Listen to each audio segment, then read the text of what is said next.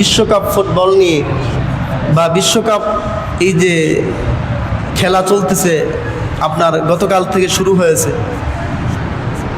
এমন এমন অবস্থা নিউজ আমরা দেখতে পাচ্ছি যে 50,000 টাকা বউয়ের নামে কিস্তি নিয়া তারপরে গাড়িটাকে পতাকা বানাইছে, তারপরে হচ্ছে আপনার তার পাজামাটা লুঙ্গিটা হচ্ছে পতাকা বানাইছে, তারপরে হচ্ছে তার গেঞ্জিটাকে পতাকা বানাইছে। 50,000 টাকা বউয়ের নামে লোন নিয়ে, বলেন নাউজুবিল্লাহ। আবার এক বাচ্চা দেখলাম আম গাছে উঠছে, সে পতাকা টানাইতে, সেখানে কারেন্টের তারে সে পিষ্ট হয়ে বিদ্যুৎ পিষ্ট হয়ে সে সেই আম গাছেই রয়ে গেছে, বলেন নাউজুবিল্লাহ। আমাদের সন্তানগুলির দিকে আমাদের খেয়াল রাখা দরকার আছে কিনা বলেন।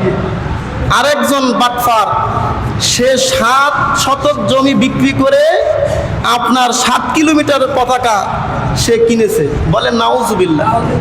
এমন পাগল এই বাংলাদেশে আছে, বুঝছেন?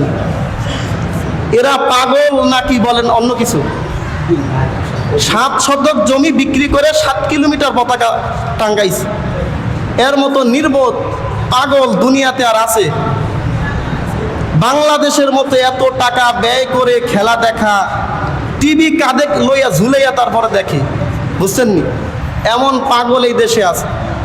আপনাদের সন্তানদেরকে প্রতি আপনারা খেয়াল রাখেন, কোথায় যায় কি করে। রাত 12টার সময় 1টার সময় আপনার সন্তান মাঠে ময়দানে বিভিন্ন রাস্তাঘাটে ঘুরে, আপনাদের কোনো খবর নেই। কি সন্তান আপনি জন্ম দিলেন বলেন? এই সন্তান কোথায় যায়? রাত 12টার পরে যদি আপনার সন্তান বাহিরে থাকে, এই সন্তান কি ভালো কাজ করে বাহিরে থেকে বলেন? আপনার সন্তানের দিকে আপনি খেয়াল রাখেন। এই সন্তান যদি আপনি অবাধ্য হয়ে যায়, এই কারণেই, কারণ আপনি তো জন্ম দিয়ে পর্যন্তই আপনার শেষ। এরপরে যে তাকে নৈতিক শিক্ষা দিতে হয়, দ্বীনি শিক্ষা দিতে হয়, সে কোথায় যায় কি করে, কার সাথে চলাফেরা করে, কার সাথে মোবাইলে কথা বলে, কার সাথে মোবাইলে চ্যাটিং করে, এগুলো আপনাদের দেখার দরকার আছে না? তাহলে এই সন্তান আপনাকে বৃদ্ধাশ্রমে রাখবে না, তাই কাকে রাখবে? কারণ তাকে তো আপনি সময় দিচ্ছেন না, সেও আপনি বৃদ্ধ হলে আপনাকে সময় দিবে না। আপনার বাচ্চাদেরকে আপনি সময় দেন, আপনার বাচ্চাদেরকে আপনি শিক্ষা দেন, কোথায় যায় কি করে, সে কোথায় টাকা ব্যয় করে, কোন জায়গায় থেকে টাকা উপার্জন করে, কোন জায়গায় ব্যয় করে, এগুলো খেয়াল রাখেন আপনার সন্তানদের প্রতি। এটি আপনাদের প্রতি আমার নসিহত থাকবে। এই বিশ্বকাপ ফুটবলকে কেন্দ্র করে, বিশ্বকাপ খেলাকে কেন্দ্র করে হাজার হাজার কোটি কোটি টাকা ব্যয় করছে, মানুষকে হত্যা করছে। এগুলো থেকে আমাদের বের হয়ে আসা দরকার।